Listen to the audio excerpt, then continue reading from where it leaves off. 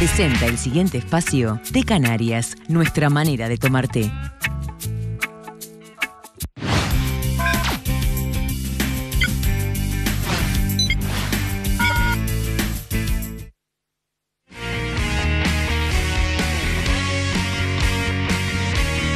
Recibimos con muchísimo gusto al periodista Mauricio Rabufetti. ¿Cómo estás, Mauricio? Bienvenido. ¿Cómo andan? ¿Cómo les va? Gracias por acompañarnos. Encantado de estar acá de vuelta, como siempre. Los temas no son lo que se dice apacibles, pero conviene cada tanto porque uno también se mete en el fragor de las contiendas. No está mal que lo hagamos, pero a veces tenemos que tomarnos una pausa y decir, vamos a volver a mirar este tema que está todos los días en los titulares, sin apasionamientos, con tranquilidad, tratando de comprender todo lo que pasa para, bueno, seguir intentando tener una mirada razonable en la medida que nos cabe productiva, si es que podemos hacer algo para que la cosa mejore en Venezuela, por lo menos no arrimar leña al fuego, ¿no? Sos un optimista. Claro. Pensás que podemos hacer algo desde acá. Es muy poco, pero bueno, no sé, ¿cómo ves tú esta situación en la cual parece que está todo fuera de control? El gobierno se sublevó, como decían antes aquí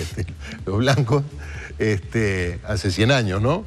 La oposición ya también está, bueno, cada vez quieren normar un gobierno paralelo, hay violencia. Yo cuando empezaron las protestas hice una profética advertencia que salió exactamente a la inversa. Yo digo, bueno, pero el gobierno no puede matar gente todos los días y la oposición no puede movilizar gente todos los días. Y 100 días después se dio exactamente lo contrario, ¿no? Con un costo de casi 100 muertos. Claro, casi a uno por día. Claro, es un desastre. Es una situación dramática desde el punto de vista social, desde el punto de vista humanitario. Venezuela además está sumida en una crisis de escasez de alimentos y medicinas.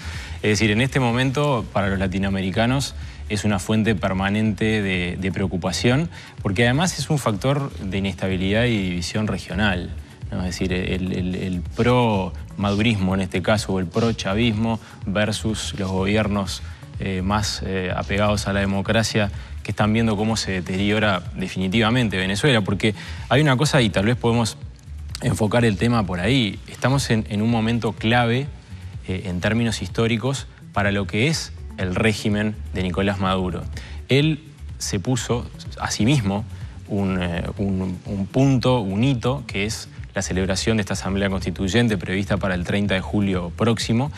Y el futuro de Venezuela está atado a, primero, que esa Asamblea se celebre o no se celebre. Y segundo, que esa consulta popular se celebre o no se celebre. Y segundo, que esa Asamblea exista o en el caso de que no se haga la consulta, no exista como suprapoder, como ellos lo manejan.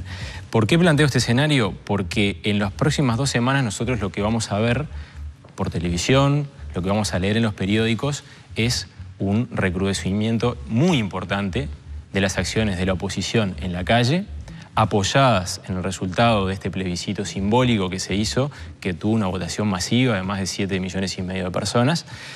Y además se va a ver al madurismo con toda su crudeza, porque en el caso de que verdaderamente decida no ir para atrás, no echar para atrás con el tema de la constituyente, bueno, se va a afianzar ese proyecto y el madurismo va a continuar probablemente en el poder hasta que los militares lo decidan. Se está haciendo como un simulacro hasta el 27 de julio de votación para esta asamblea.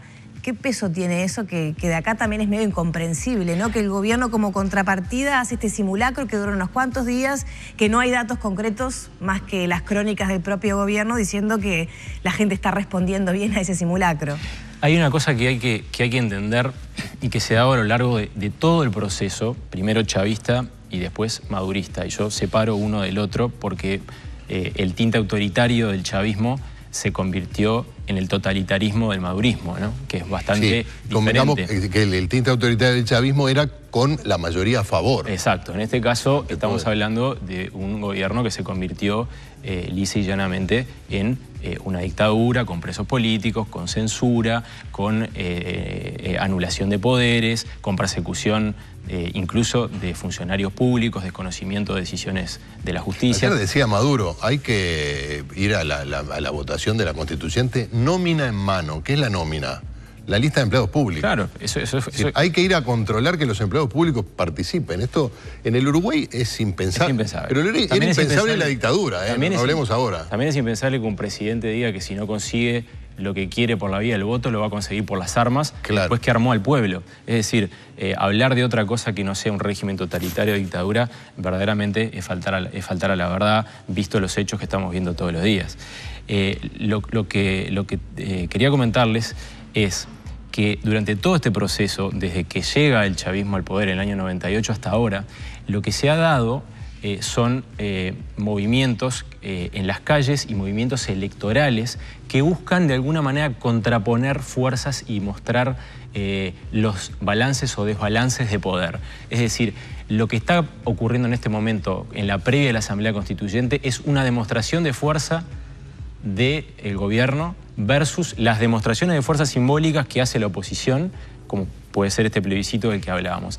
La contraposición, a diferencia de lo que estamos acostumbrados nosotros en nuestra democracia institucional sólida, que es que hay consultas populares que vienen digamos, siguiendo determinadas reglas, en este caso se traslada a un escenario cuasi físico, bueno, sin cuasi, físico, que se va a las calles. Son muestras de poder de uno y otro lado. Por eso este plebiscito fue importante. Tú fíjate lo que pasó después que se hizo el plebiscito del domingo, que fue convocado por la oposición sin la anuencia del Tribunal Electoral, por lo tanto desconocido por el gobierno. ¿Qué es lo que pasó? La Unión Europea, España particularmente, México, Brasil, España, Canadá, Alemania y finalmente Estados Unidos hicieron un llamado a que Maduro retire esa propuesta de Asamblea Constituyente. ¿Fue simbólico? Sí, fue simbólico. Fue una muestra de fuerza de la que se agarró la comunidad internacional para poder de una vez... Ahora, una muestra de fuerza que carecía de ciertos controles, porque como es paralelo, ¿qué garantías? ¿Cómo sé yo que fueron 7.600.000 y no 3 millones? Igual es una que pregunta, vayan 3 millones no es poca cosa, ¿no? Claro. Es una pregunta válida, pero en las imágenes quedó claro que fue un movimiento masivo. Y esos símbolos son los que durante todos estos 18, 19 años han pesado mucho en todo este proceso. Claro, es decir, un sistema democrático estable no se puede manejar de esa manera, claro. Hay dos actores que no han aparecido todavía y que son fundamentales. Venezuela está quebrada. Tiene la factura, además de que ha caído el precio del petróleo, la factura petrolera la tiene embargada porque pidió plata por adelantado. Hay dos actores que son fundamentales y que me da la impresión de que pueden determinar qué pase con el régimen de Maduro. Uno es China y el otro es Rusia. Hay quienes piensan que por allí, en el juego de poderes a nivel global, puede llegar a terminar incidiendo, ¿no? Yo creo que en este momento, lo que tú decís es cierto, la situación económica de Venezuela y macro financiera de Venezuela es delicada. No ha incurrido en un cese de pagos, pero está colocando deuda a unas tasas absolutamente ridículas para cualquier país del planeta, ¿no? El problema en ese terreno se divide en dos partes. La vida, el día a día de la gente que no tiene acceso a productos básicos. Imagínense ustedes ir 4, 5, 6 veces un sábado de mañana a un supermercado para hacer una canasta muy básica de alimentos y víveres. O hacer cola para comprar papel higiénico. Por ejemplo, que eso lo hemos visto decenas de veces, es un artículo que se hace periódicamente además.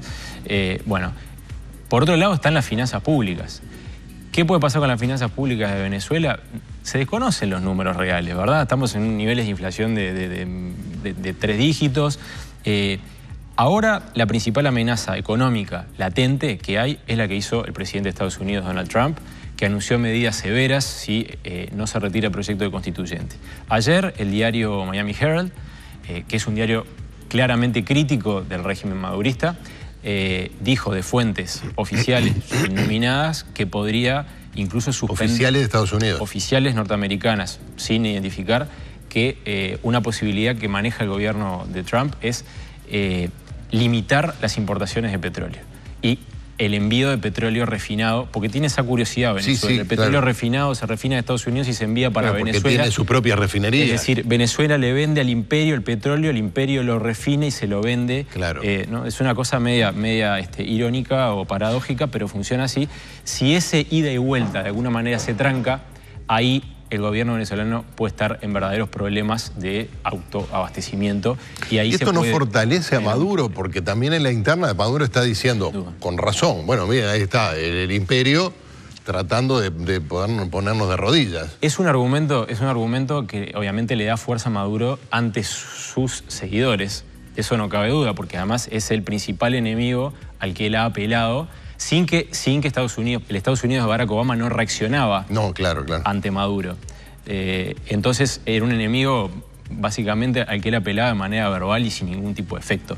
Trump, que está pasando por una crisis de popularidad enorme, lógicamente está buscando algunos enemigos externos para poder de alguna manera mostrarse como un líder global, ¿no? Que es una de las cosas que le critican los norteamericanos en este momento. Lo que cambia en el caso específico de lo que dice Donald Trump es que se suma a otros agentes, a otros actores importantes, como puede ser la Unión Europea, Canadá, Alemania, Brasil, México, y se está creando de alguna manera, por decirlo así, una especie de... Se está rodeando a Venezuela, se está acercando a Venezuela con mucha presión para demostrar que este proyecto de Asamblea Constituyente podría ser el acabose. ¿Por qué podría ser el acabose? ¿Qué es la Asamblea Constituyente? ¿Qué podría significar el acabose? A nivel internacional, pero a nivel nacional también. La Asamblea Constituyente le dio una muy buena excusa a la comunidad internacional para empezar a decir cosas que antes de repente políticamente no podía decir. Por ejemplo, que Maduro llevó a Venezuela hacia un régimen totalitario. ¿Qué es la Constituyente? Es un intento de un gobierno que no aceptó un referéndum revocatorio de su mandato que está contemplado en la Constitución vigente, es un intento de lograr crear lo que ellos llaman un suprapoder. Esta Asamblea Constituyente tendría incluso, y para poner un ejemplo muy gráfico que nos va a caer gordo a nosotros los uruguayos, es la posibilidad de suspender las funciones del Parlamento, suspender el Parlamento, lo que ocurrió en Uruguay en 1973, ¿no? Sí. Y, por otro lado, suspender las funciones de la Fiscalía.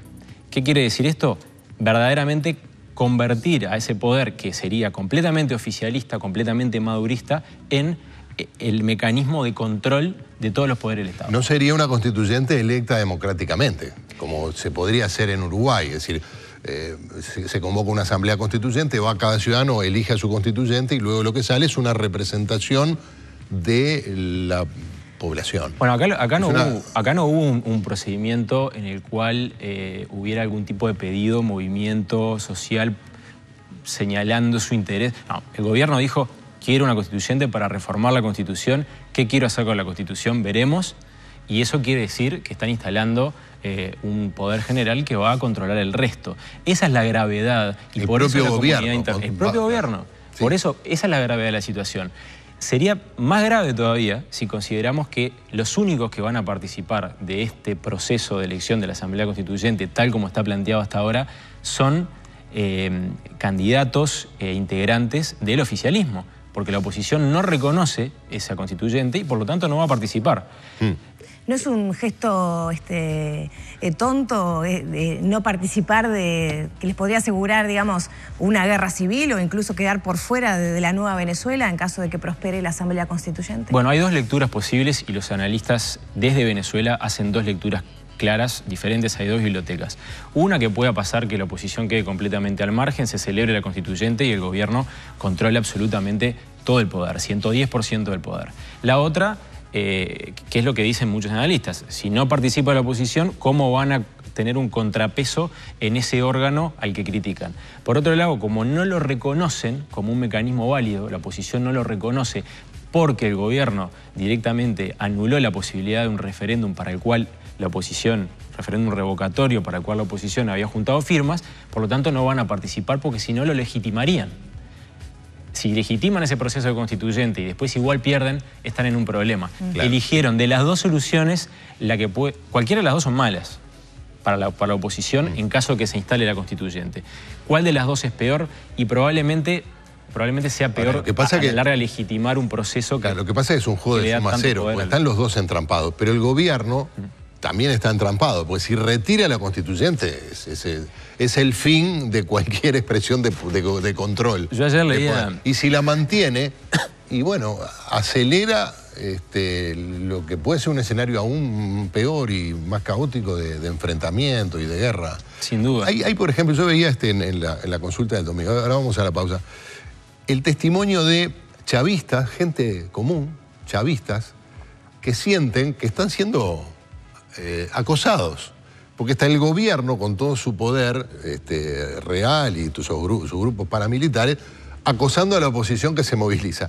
Y pues después están los chavistas que no tienen nada que ver con, claro, que también sienten que están siendo de algún modo... Hay chavistas que han disentido. Bueno, además, que se han abierto. Es un escenario de guerra civil prácticamente, ¿no? Bueno, vemos un muerto por día en las calles, protestas todos los días. Claramente el caldo de cultivo para una guerra civil está... Además, es una población armada. No nos olvidemos que es una población armada. Hay milicias paramilitares armadas por el propio gobierno. Además, es una sociedad en la que la tenencia de armas siempre fue muy alta. ¿Qué puede pasar con ese escenario? Difícil. Mauricio, quédate que vamos a una pausa. Volvemos enseguida.